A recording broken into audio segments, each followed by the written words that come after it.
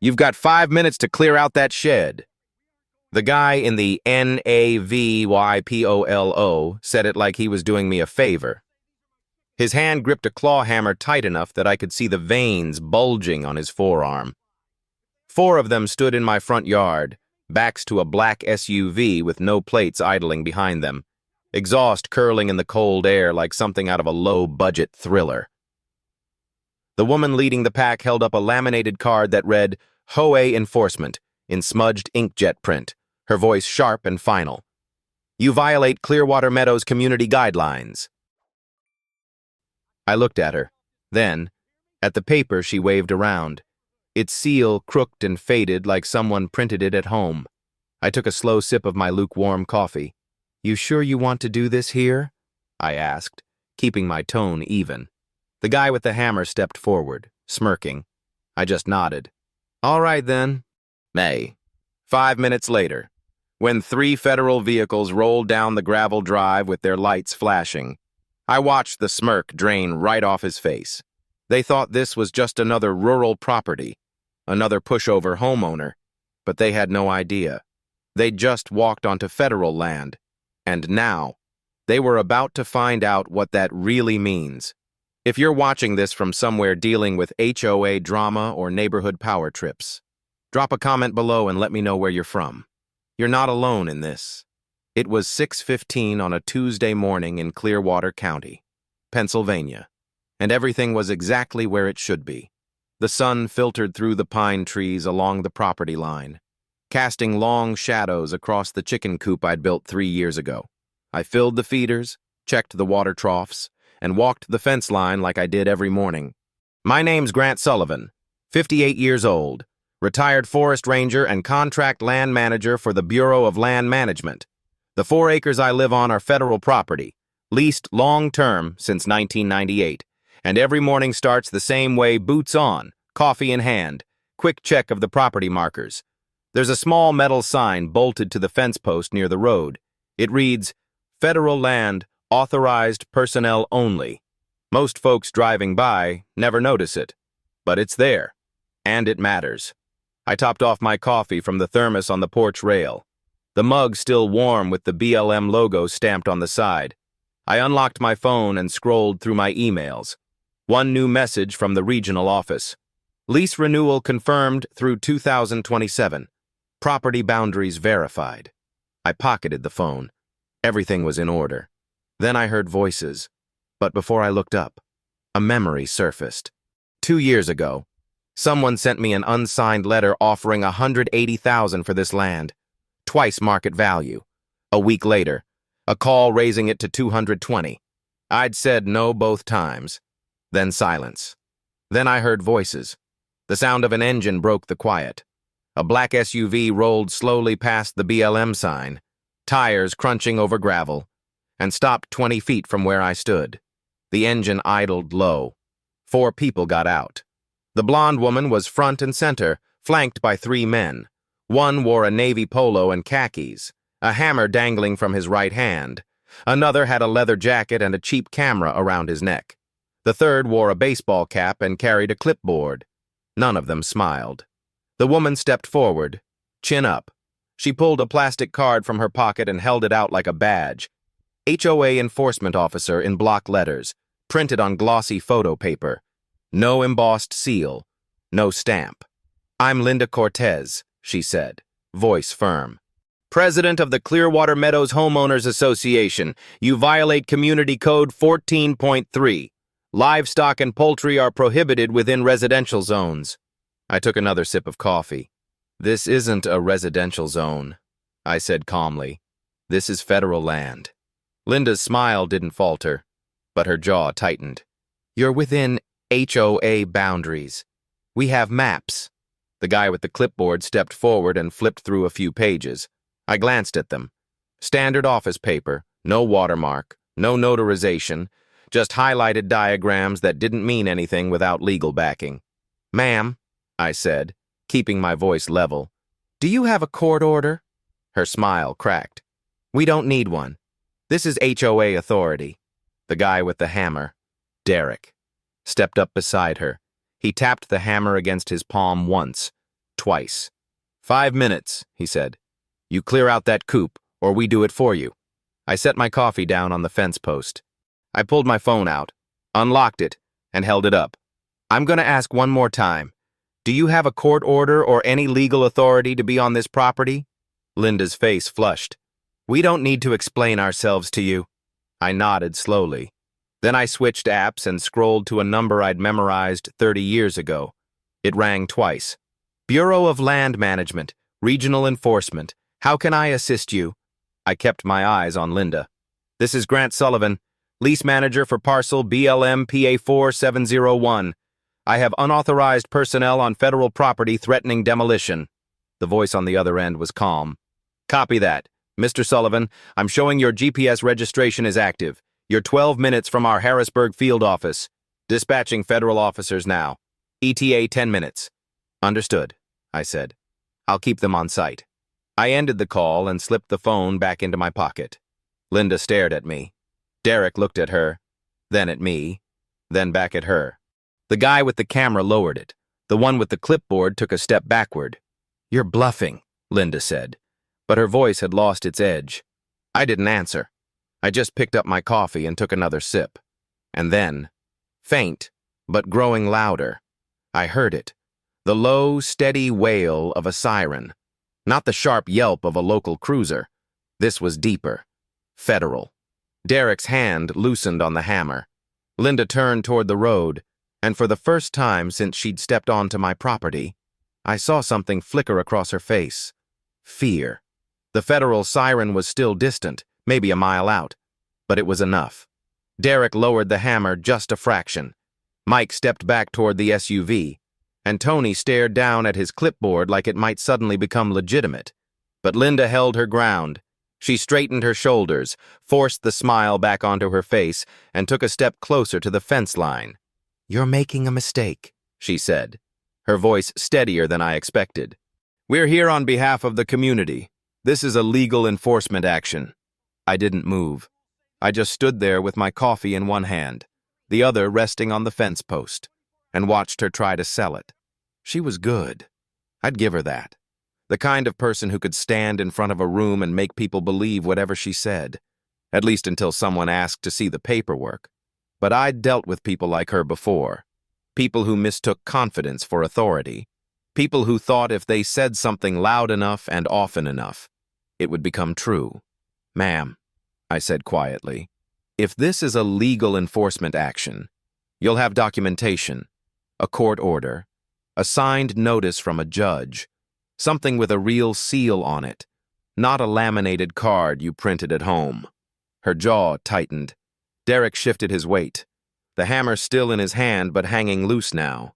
He looked like he wanted to say something, but Linda shot him a glance that shut him up before he could start. We don't need a court order, she said, an edge creeping into her voice. Frustration, maybe a little panic. HOA governance is covered under state statute. We have the right to enforce community standards within our jurisdiction. I nodded slowly, like I was thinking it over. And what statute is that? She blinked. Excuse me. What statute? I repeated. You said it's covered under state law. I'd like to know which one. Pennsylvania has specific rules about HOA authority.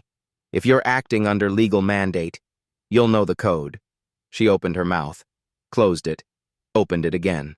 It's in the bylaws, she said finally. Our community bylaws. Bylaws aren't law, I said. They're private agreements between homeowners, and I'm not a homeowner in your community. I don't live in Clearwater Meadows. I live on federal land, so your bylaws don't apply to me. Derek took a step forward, and for a second, I thought he might actually try something, but then the siren got louder, closer, and he stopped. Linda must have heard it too, because she turned her head just slightly toward the road, her expression flickering between anger and doubt. I let the silence stretch out. It's amazing what silence can do. People feel the need to fill it, and when they do, they usually say more than they meant to, across the road. I noticed a woman in yoga pants step out onto her porch, phone in hand. A man in a plaid shirt walked to the edge of his driveway, arms crossed, watching. The noise was drawing attention now. This is harassment, Linda said suddenly, her voice rising. "You're obstructing a legitimate HOA action. We could file a complaint." "You could," I agreed. "But I don't think you will." She stared at me. "Why not?" "Because," I said calmly, "the moment you file anything official, someone's going to look at your paperwork, and when they do, they're going to notice that you don't have jurisdiction here. They're going to notice that you showed up on federal property without authorization, and they're going to ask you why you thought it was okay to threaten demolition without a court order." Her face went pale, just for a second, but I saw it. Derek saw it too. He looked at her, then at me, then back at her again. "Linda," he said quietly, "maybe we should—" "Shut up," she snapped. The siren was close now, maybe half a mile. I could hear the low rumble of the engines, multiple vehicles, moving fast. Linda's hands were shaking. She shoved them into her pockets, trying to hide it, but I'd already seen. "You know," I said, keeping my tone conversational, "I remember you. 2 years ago. You sent me a letter. Unsigned. But I recognized the handwriting on the envelope when you called a week later. You wanted to buy this land, offered me $180,000, then $220,000. I said no both times." Her eyes widened. Just a little, but enough. "I don't know what you're talking about," she said quickly. Too quickly. "Sure you do," I said. "You wanted this property, and when I wouldn't sell, you decided to try another way. You thought if you could get me cited for HOA violations, maybe you could pressure me into leaving. Or maybe you thought you could devalue the land enough that BLM would cancel the lease.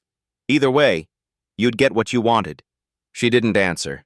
She didn't have to. The look on her face told me everything I needed to know. Derek finally broke. "Wait. What?" He turned to Linda, the hammer hanging loose in his hand now. "You told us this was a standard enforcement. You said he was violating codes." "He is," Linda said, but her voice had lost its conviction. "No," I said, because she knew from the start this wasn't her jurisdiction. She knew it 2 years ago when she tried to buy it. The first federal vehicle came into view then, a white SUV with the green and blue Bureau of Land Management seal on the door. Behind it, 2 more. All 3 of them had lights flashing, not sirens anymore. Just the steady pulse of blue and white cutting through the morning air. They turned into my driveway, gravel crunching under their tires, and came to a stop about 30 feet from where we all stood. 4 officers stepped out. They wore tactical vests with "Police Federal Agent" printed across the chest in block letters, sidearms holstered at their hips. The lead officer, a man in his early 40s with close-cropped hair and a calm, measured expression, walked straight toward me. "Mr. Sullivan?" he asked. "That's me," I said. He nodded, then turned to Linda. "Ma'am, can you identify yourself?" Linda's mouth opened, but nothing came out. Derek dropped the hammer. It hit the ground with a dull thud, and just like that, the whole thing shifted. The power she'd been trying to project, the authority she'd wrapped herself in like armor, it all fell away. She was just a woman standing on someone else's property, holding a fake badge and a stack of worthless papers. And now, she had to explain why. Linda's mouth worked for a second before any sound came out. "I'm Linda Cortez," she said finally, her voice thinner than before. "President of the Clearwater Meadows Homeowners Association. We're here to enforce community standards." The lead officer, whose name tag read Reyes, didn't react. He just pulled a small notebook from his vest pocket and clicked a pen. "And do you have documentation authorizing you to be on this property?" he asked. Linda fumbled in her bag and pulled out the same laminated card she'd shown me earlier. Reyes took it, looked at it for maybe 3 seconds, and handed it back. "This isn't an official credential," he said flatly. "Do you have a warrant, a court order, or any legal authorization to be here?" She didn't answer. Derek was still staring at the hammer on the ground like he couldn't believe he'd dropped it. Mike had his camera lowered, lens cap on. Tony had retreated all the way back to the SUV and was leaning against it like he wanted to disappear into the metal. By now. The noise had drawn a crowd. A woman in yoga pants, Karen, was filming on her phone from her porch across the road. Bob, A man in his 60s wearing a plaid shirt and a fishing hat stood with his arms crossed, shaking his head. Ellen, younger, holding a mug of tea, watched with wide eyes. There were others, too, maybe a dozen people lining the road and driveways, some filming, some just watching. A group of teenagers on bikes had stopped at the corner, phones out. The murmur of voices grew louder. This wasn't just a private confrontation anymore. It was public, and that changed everything. Reyes glanced at the crowd, then back at Linda. "Ma'am, I'm going to ask you again. Do you have legal authorization to be on this property?" Linda's face was flushed now, a red splotch creeping up her neck, her hands trembling as she gestured toward Tony. "We have maps. We have documentation showing this property falls within HOA jurisdiction." "Then I'd like to see that documentation," Reyes said. Tony reluctantly walked over and handed Reyes the clipboard. Reyes flipped through the pages, his expression unchanging. After a moment, he looked up. "These are zoning maps printed from a county website. They don't have any official survey markers, no notarization, and no legal certification. This doesn't prove jurisdiction." He handed the clipboard back to Tony, who took it like it were burning his hands. "Sir," Reyes said, turning to me, "can you provide proof of your lease agreement?" I nodded and pulled my phone out. I opened the email app and scrolled to the message from the BLM regional office. I handed the phone to Reyes. He read it, nodded, and handed it back. "This is federal land under Bureau of Land Management lease," he said, loud enough for everyone to hear. "You're trespassing." The crowd reacted immediately. Karen zoomed in on Linda's face. Bob let out a low whistle. Ellen said something to the person next to her, and they both shook their heads. But not everyone was convinced. One man, Dave, shifted uncomfortably and muttered, "I mean, those chickens are pretty loud. Maybe she had a point about that part." A woman next to him shot him a look. "Dave, that doesn't mean they can just show up with a hammer." One of the teenagers muttered, "Oh, she's cooked," and his friends laughed. Linda looked at Derek, then at Mike, then at Tony. None of them would meet her eyes. "This is a misunderstanding," she said quickly. "We were acting in good faith. We didn't know—" "You didn't verify," Reyes cut in. "Before coming onto someone's property and threatening to demolish structures, you didn't verify jurisdiction. You didn't check with the county recorder's office. You didn't consult a legal authority. You just showed up with tools and intimidation." Derek finally spoke up, his voice cracking slightly. "She told us this was legit. She said it was just a standard HOA thing." Reyes turned to him. "And you brought a hammer?" Derek swallowed hard. "I didn't think—" "No," Reyes said. "You didn't." Karen called out, louder this time. "So let me get this straight. You lied to all of us." Linda turned toward her, mouth open, but no words came. Bob spoke up too. "I've lived here 15 years. This HOA pulls this crap constantly. Last year, they threatened to foreclose my house over a $50 late fee." $50, Ellen added. "They never explain anything, just threatening letters and fines." Even Dave, who'd been hesitant before, finally spoke. "I'm sorry, Grant, I didn't realize how serious this was. I was just annoyed about the noise. But this isn't the way to handle it." I didn't say anything. I didn't need to. The crowd was doing it for me. Reyes spoke into his radio. "Dispatch, I need County Sheriff backup and a legal representative from the BLM regional office. We have potential federal trespass and destruction of property charges." The radio crackled back with confirmation. Reyes held out his hand toward Derek. "I'll take that hammer as evidence." Derek picked it up slowly and handed it over without a word. Mike and Tony were already halfway back to the SUV, but Linda stayed where she was, frozen, staring at the ground. She looked at the crowd, at the officers, at me, and for the first time since she'd stepped onto my property, I saw her realize she'd lost. Not just the argument, not just the confrontation. She'd lost the community. The county sheriff arrived 3 minutes later, a single cruiser with 2 deputies. They parked behind the federal vehicles and stepped out, taking in the scene with the kind of practiced calm that comes from years of dealing with disputes that could go either way. Reyes walked over to brief them, keeping his voice low, but I caught enough to know they were coordinating jurisdiction. Federal land meant federal authority, but local backup never hurt, especially not with a crowd watching. Linda was still frozen in place, her face pale except for the red splotches on her neck. Derek and Mike hovered near the SUV, uncertain whether to stay or leave. Tony was already inside the vehicle. Door closed. Head down. The crowd hadn't dispersed. If anything, more people had joined. I counted at least 20 now.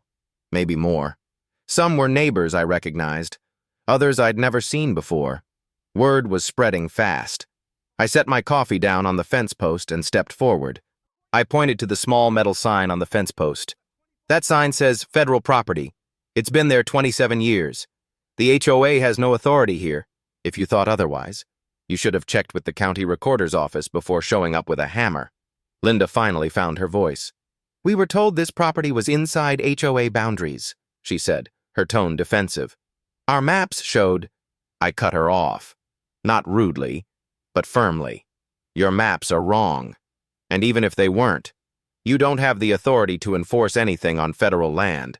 That's not how jurisdiction works. If you had a legitimate concern, you should have contacted BLM. You should have filed a formal complaint. You should have followed the proper channels. Instead, you showed up here, waved a fake badge, and threatened to demolish my property. That's not enforcement. That's intimidation. Derek spoke up, his voice shaky. We didn't know it was federal land. She told us. I turned to him, not with anger, but with something colder, clarity.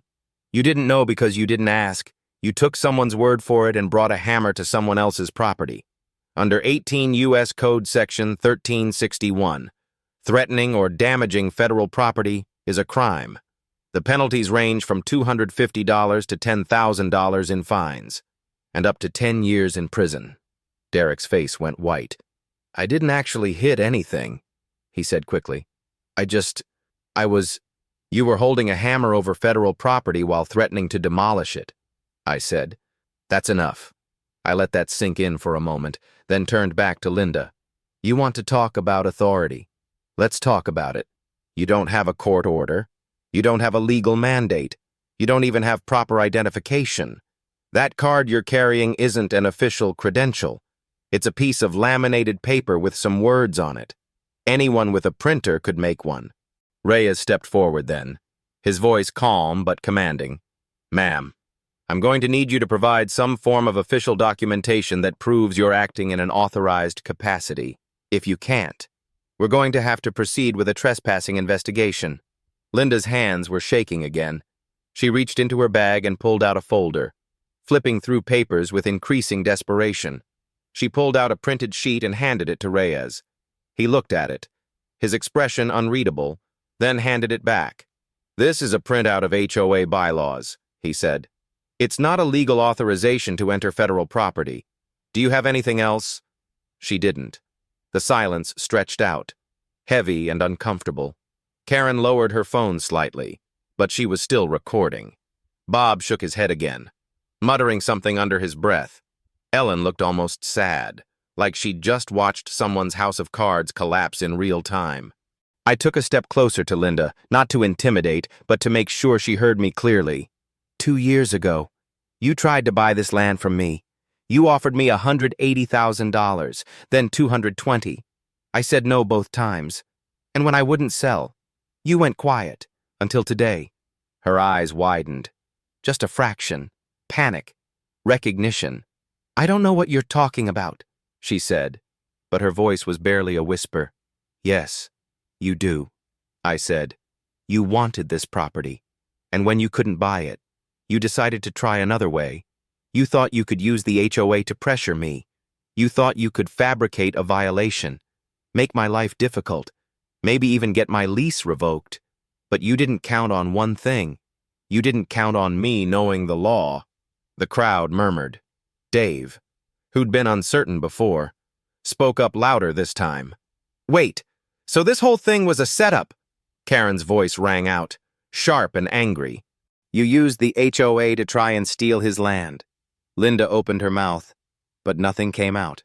Derek looked at her, his face a mixture of betrayal and disbelief. "You told us he was violating codes. You said this was standard." "It was supposed to be," Linda said weakly, and the moment the words left her mouth, she realized her mistake. Reyes heard it too. "Supposed to be," he repeated. "Ma'am, are you saying you fabricated this enforcement action?" Linda's face crumpled. She looked at the crowd, at the officers, at me, and then, for the first time since she'd arrived, she said nothing at all, because there was nothing left to say. She'd been caught, publicly, completely, and everyone knew it. The silence after Linda's slip was the loudest thing I'd heard all morning. It hung in the air like smoke, thick and suffocating, and no one seemed willing to break it. Reyes stood with his notebook still open, pen poised, waiting. The two county deputies had moved closer now, flanking him, their expressions neutral but watchful. Derek had backed all the way up to the SUV, his shoulders hunched like he wanted to fold in on himself. Mike was nowhere to be seen. Tony was still inside the vehicle, head down, pretending the world outside didn't exist, and Linda just stood there, her mouth half open, eyes darting from face to face like she was looking for someone, anyone, who might step in and save her. No one did. Karen broke the silence first. "Oh, come on," she said, her voice rising with disbelief. "You made this whole thing up. You literally just admitted it." Bob took a step forward, his arms still crossed, his jaw tight. "I watched the whole thing. That guy," he pointed at Derek, "swung a hammer at the post. No warning. Nothing. And you're telling us this was all fake." Ellen's voice was quieter, but no less cutting. "They didn't even check. They just rolled up like they owned the place." Dave, who'd been hesitant earlier, finally seemed to make up his mind. "I thought the chickens were annoying, but this is insane. I didn't sign up for this kind of HOA." The murmur from the crowd grew louder. People were angry now, not just curious. I could see it in the way they stood, the way they leaned forward slightly, the way their voices overlapped and built on each other. This wasn't just about me anymore. It was about every fine they'd paid, every threatening letter they'd received, every arbitrary rule they'd been forced to follow without explanation. Reyes held up a hand. Not aggressively, just enough to quiet the crowd for a moment. "Ma'am," he said, his tone still calm but edged with something harder now. "I need you to answer the question. Did you fabricate this enforcement action?" Linda's hands were trembling so badly she had to clasp them together.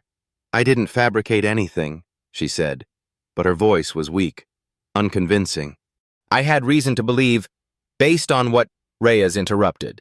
"Based on maps you printed from a website, based on a complaint you filed without verifying jurisdiction, or based on the fact that Mr. Sullivan wouldn't sell you this property 2 years ago." Her face went white. Reyes glanced at me, then back at her. "Yes, ma'am. I heard that part. And now I'm going to ask you directly. Did you use your position in the HOA to target Mr. Sullivan because he refused to sell you this land?" She didn't answer. She couldn't, because any answer she gave would only make it worse.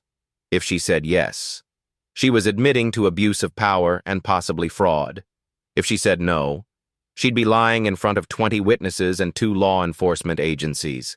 So she just stood there, frozen, her lips moving slightly but no sound coming out. Derek finally broke. "She told us this was legit," he said, his voice cracking. "She showed us the maps.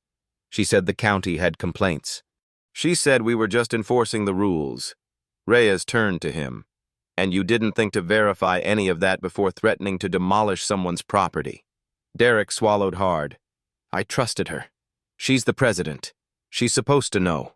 "She's supposed to," Reyes agreed. "But clearly, she didn't."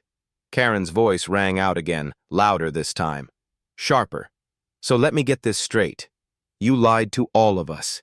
You used the HOA as your personal weapon." Linda turned toward her, and for a second I thought she might try to defend herself, but the look on Karen's face stopped her cold. Bob spoke up next, his voice low and steady but filled with barely controlled anger. "I've lived here 15 years. This HOA pulls this crap constantly. Last year, they threatened to foreclose my house over a $50 late fee. $50. I paid it the same day I got the notice, and they still sent me threatening letters for 3 months. Ellen nodded. They never explain anything. Just fines and threats. And now we find out she's been using it to settle personal grudges. A man I didn't recognize, older, maybe 70, stepped forward from the back of the crowd. His voice was rough, like he didn't use it much, but it carried. I got fined $300 last summer for planting a vegetable garden in my front yard. $300. They said it violated aesthetic standards. I had to tear it out and resod the whole thing. Cost me another $500. A younger woman with a toddler on her hip spoke up. They fined me for parking my car in my own driveway overnight. Said it was an eyesore. It's a 10-year-old sedan. It's not even that old. The stories started pouring out, one after another. Each one a little piece of resentment that had been building for months, maybe years.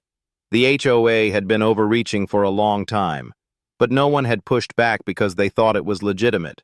They thought it was the rules. But now, standing here, watching Linda crumble under the weight of her own lies, they were realizing it wasn't the rules. It was her. Reyes let them talk for a moment, then raised his hand again.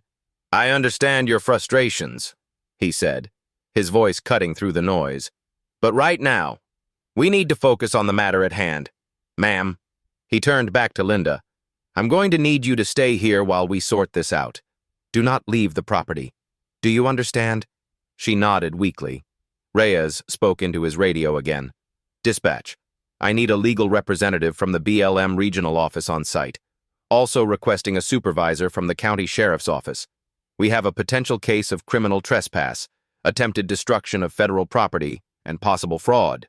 The radio crackled back with confirmation. The crowd was still murmuring, but it had shifted. It wasn't just anger anymore.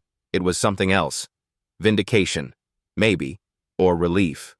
Like they'd finally been permitted to say what they'd been thinking all along. I looked at Linda.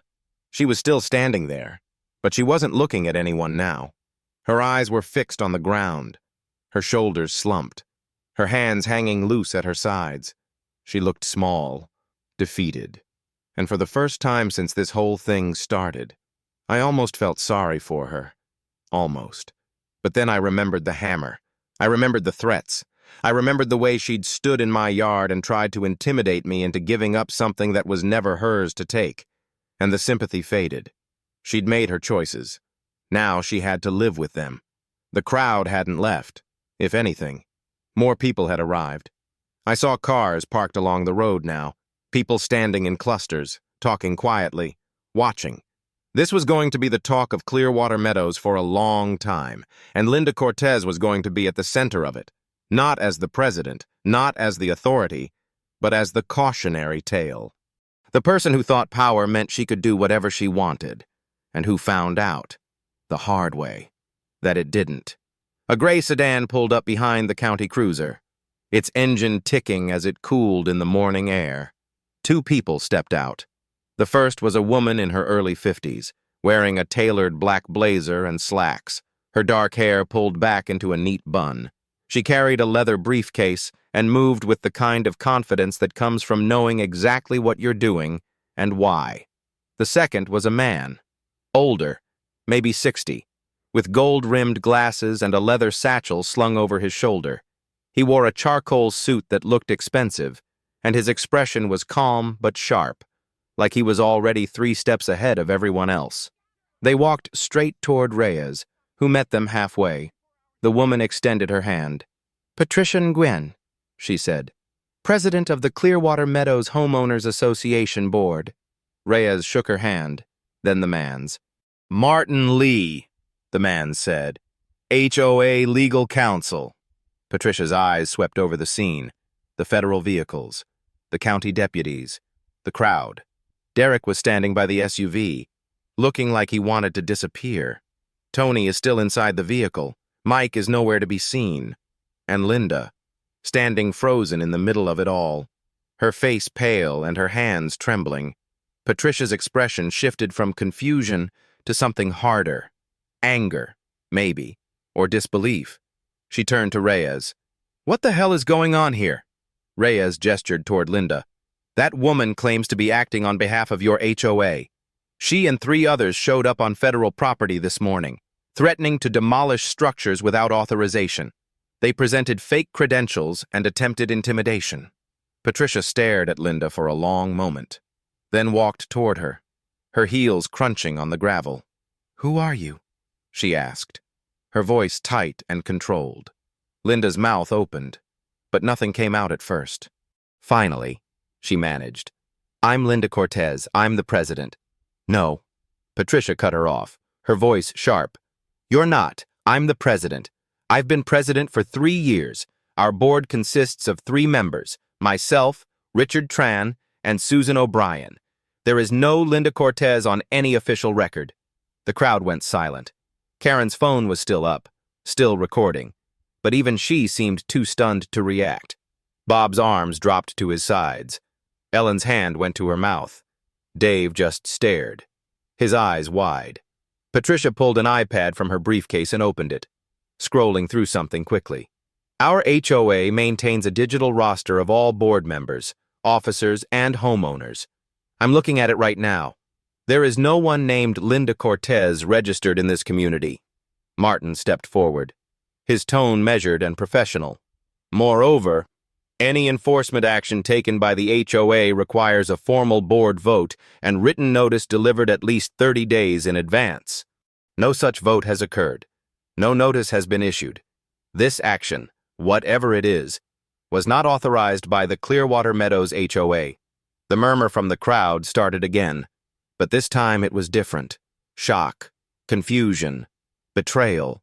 Karen lowered her phone slightly, her voice cutting through the noise. "Wait, what? So she's not even part of the HOA?" Bob took a step forward. "Then who the hell is she?" Reyes looked at Linda, his expression unreadable. "Ma'am, I'm going to need to see some identification." Linda fumbled in her bag, her hands shaking so badly she almost dropped it. She pulled out a wallet and handed Reyes her driver's license. He looked at it, then read aloud. "Linda Cortez, 412 Maple Street, Clearwater Meadows."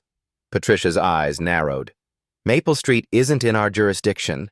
That's in the adjacent township. It's not part of Clearwater Meadows HOA." Reyes looked back at Linda. "So you don't even live in this HOA?" She didn't answer. She just stood there, her face crumpling, her shoulders sagging. I stepped forward then, keeping my voice calm but loud enough for everyone to hear. "Let me fill in the blanks," I said. 2 years ago, this woman contacted me. She wanted to buy this land. She offered me $180,000. I said no. A week later, she called again, raised the offer to $220,000. I said no again. After that, the calls stopped. Until today. Patricia turned to look at me, then back at Linda. "You tried to buy his property." Linda's lips moved, but no sound came out. I continued. "She thought if she couldn't buy it, she'd find another way. She thought if she could fabricate an HOA violation, she could pressure me into selling. Or maybe she thought she could get my lease revoked. Either way, she'd get what she wanted. So she pretended to be an HOA officer. She printed fake credentials. She hired 3 guys to back her up. And she showed up here with a hammer, hoping I'd fold." Derek spoke up then, his voice shaking with anger now, not fear. "You told us this was standard enforcement. You said the county had complaints. You said we were just doing our jobs." Linda finally found her voice, but it was weak, barely audible. "I thought I could fix it. I thought if I could just get him to see reason." "Reason!" Patricia's voice was ice. "You impersonated our HOA. You used our name. You used our reputation. Do you have any idea how much damage you've caused?" Martin pulled a notepad from his satchel and started writing. "We'll be filing a civil suit for defamation and misrepresentation. This is going to cost the HOA tens of thousands of dollars in legal fees and reputation management, all because you wanted a piece of property that wasn't yours." Karen's voice rang out again, louder this time. "So she lied to everyone. She faked being HOA president just to steal someone's land." Ellen's voice was quieter, but it carried. "And we believed her. We all just believed her because she said she was in charge." Bob shook his head slowly. "How many other people has she done this to?" How many fines were fake? How many threats? The crowd was angry now, truly angry, and I could see Linda shrinking under the weight of it. She looked around desperately, like she was searching for an exit, but there wasn't one. She was surrounded, trapped, and everyone could see her for what she really was. Reyes stepped forward, his voice cutting through the noise. Linda Cortez, you're being detained for investigation of the following offenses: impersonating a legal authority, trespassing on federal property, attempted destruction of federal property. You have the right to remain silent. Anything you say can and will be used against you in a court of law. He gestured to one of the county deputies, who stepped forward with a pair of handcuffs. Linda's knees buckled slightly, and for a second I thought she might fall, but she didn't. She just stood there as the deputy turned her around and cuffed her hands behind her back. Derek was next. Reyes looked at him, then nodded to the other deputy. You two, hands behind your back. Derek didn't resist. He just let it happen. His face pale, his eyes glazed. Tony finally opened the SUV door and stepped out, his hands already up. I didn't do anything, he said quickly. I just held the clipboard. I didn't know. You participated, Reyes said. That makes you an accessory. Hands behind your back. One by one. They were cuffed and led toward the county cruiser. The crowd watched in silence now, the anger replaced by something quieter. Justice. Maybe. Or just the satisfaction of seeing someone who'd abused power finally face consequences. Patricia walked over to me, her expression tired but resolute. Mr. Sullivan, on behalf of the actual Clearwater Meadows HOA board, I apologize. We had no idea this was happening. If we had known, we would have stopped it immediately. I nodded. I appreciate that, Martin added. We'll be cooperating fully with the investigation, and we'll be taking steps to ensure something like this never happens again. I looked at the three of them being loaded into the back of the cruiser. Linda was crying now, her shoulders shaking, her head down. Derek looked numb. Tony looked sick, and I felt nothing. Not anger, not satisfaction, just relief that it was over. The crowd began to disperse slowly, people talking quietly among themselves, some still filming, others just shaking their heads. Karen walked past me and paused.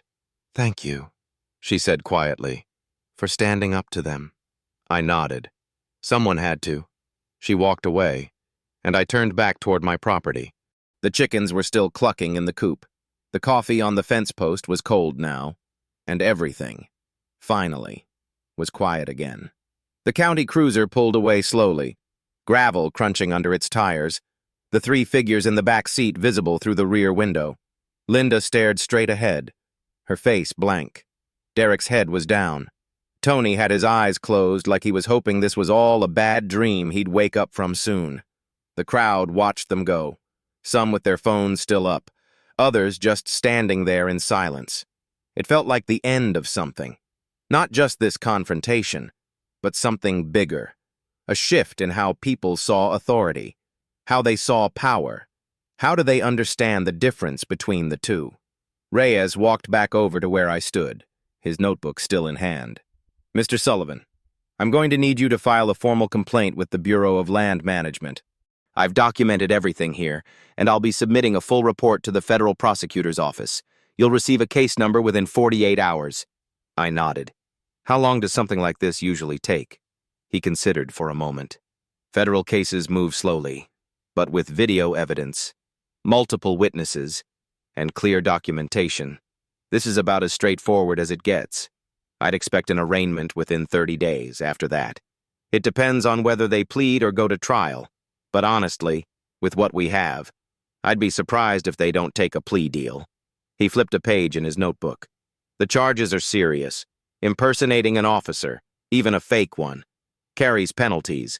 Trespassing on federal land adds to it. Attempted destruction of federal property. That's the big one.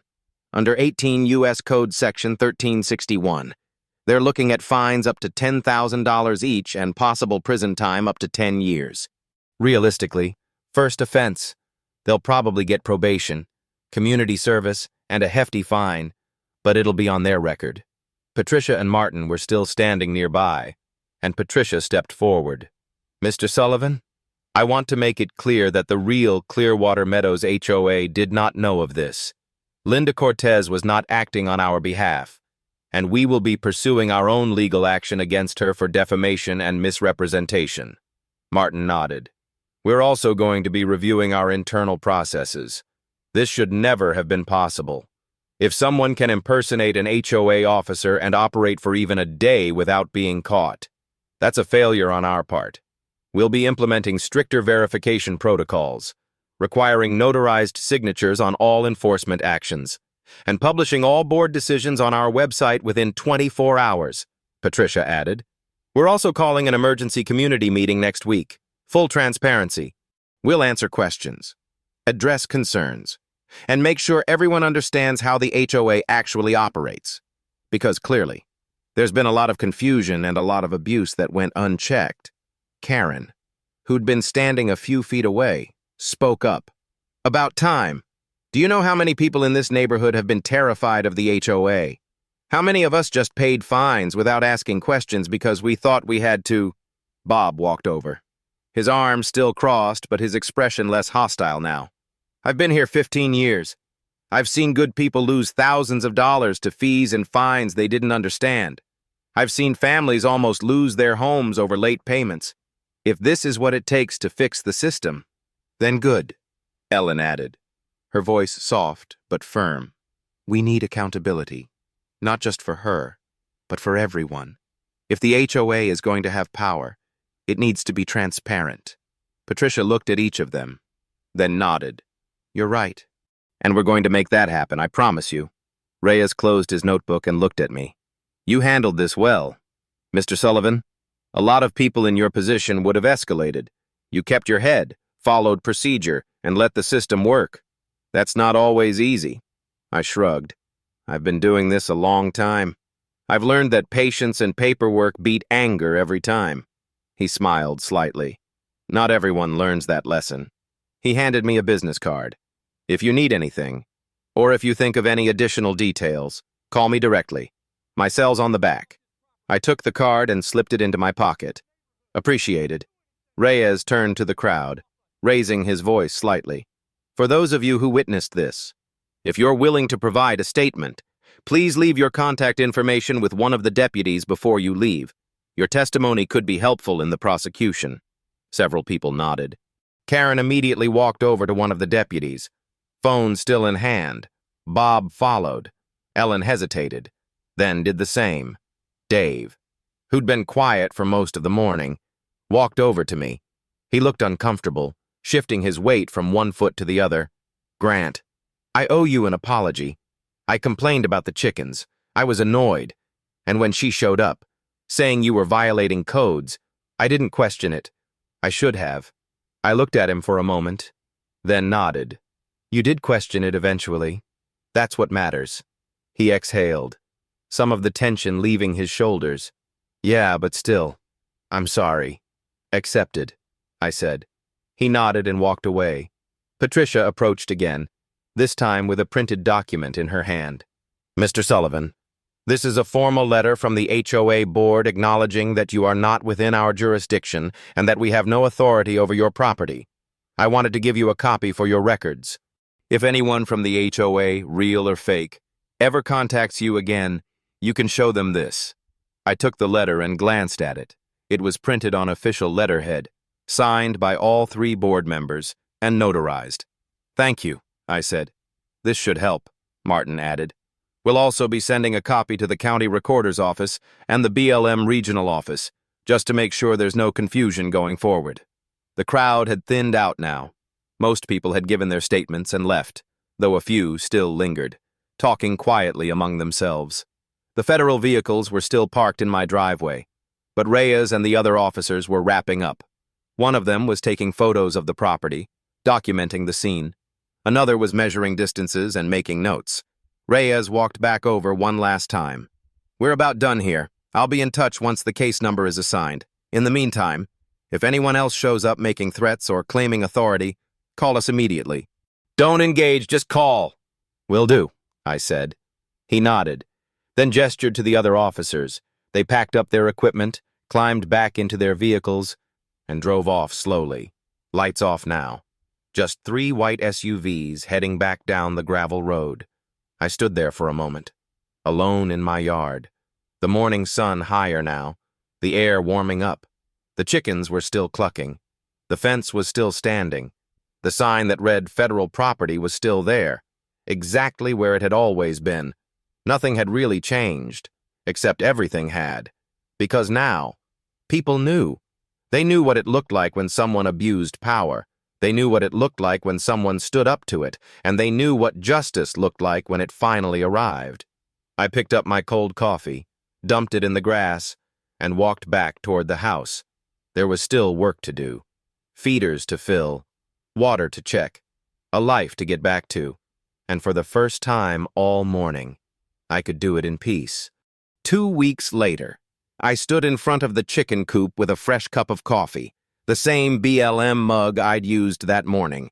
The sun was just starting to break through the pine trees, casting long shadows across the yard. Everything was quiet, peaceful, exactly the way it should be. A new sign had been installed near the fence line, bigger and clearer than the old one. It read, Federal Land, Bureau of Land Management, Authorized Lease, No Trespassing, below that, in smaller letters.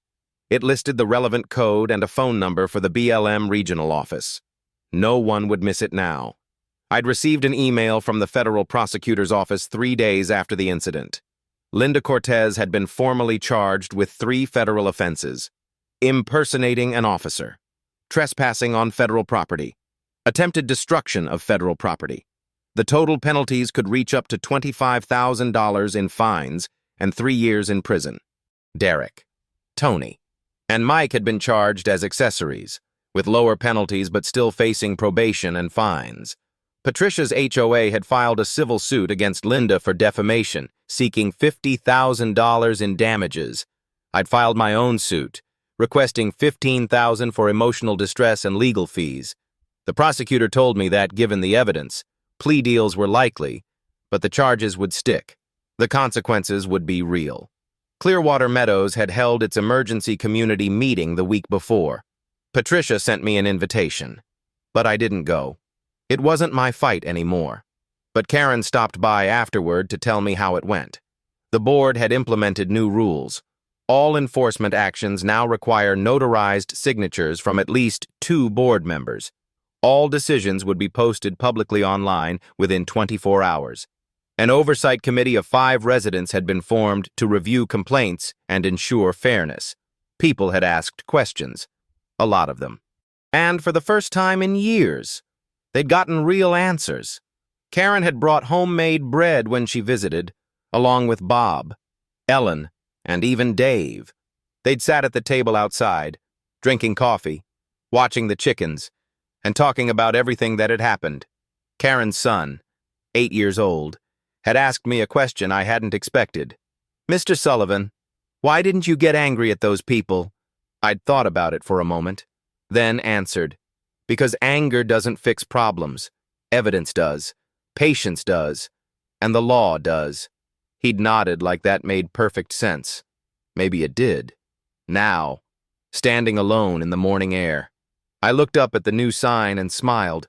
A rooster jumped up onto the post, perching right on top of the words, "Federal Property," and crowed once, loud and clear.